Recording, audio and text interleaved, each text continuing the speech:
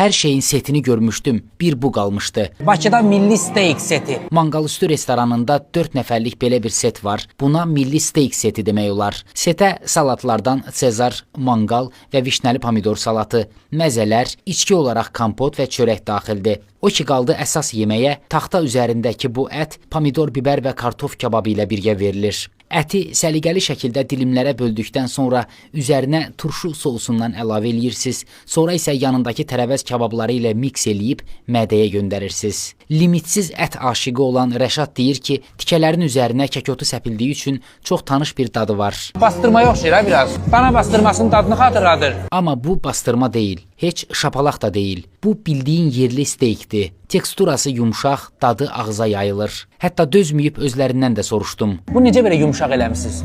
Resept sizə məxsusdur. Amma sizə bir şey deyim, bu bir dənə tikə var, sizə balaca gəlməsin. Ətin özü qalındır deyə adamı qəşəng doydurur. Ümumiyyətlə doyumlu setdir. Əlbəttə, setdəki kartofu da unutmamaq lazım. Nə yersən ye, kartof yeməsən doymursan deyə. Axırda istədik çay və şirniyyat sifariş edək. Dedilər ki, setə bu da daxildir. Bir çaynik çay və türk paxlavası da bu setin içindəymiş. Məkanda servis haqqı da var, deyim xəbəriniz olsun. Bura Manqalüstü restoranıdır. Çobanzadə küçəsində yerləşir.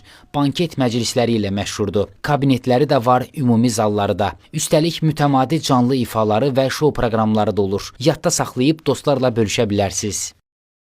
Dostlar, kanalıma abunə olmağı və bol-bol şərhlər yazmağı unutmayın. İzlədiyinizə görə təşəkkürlər.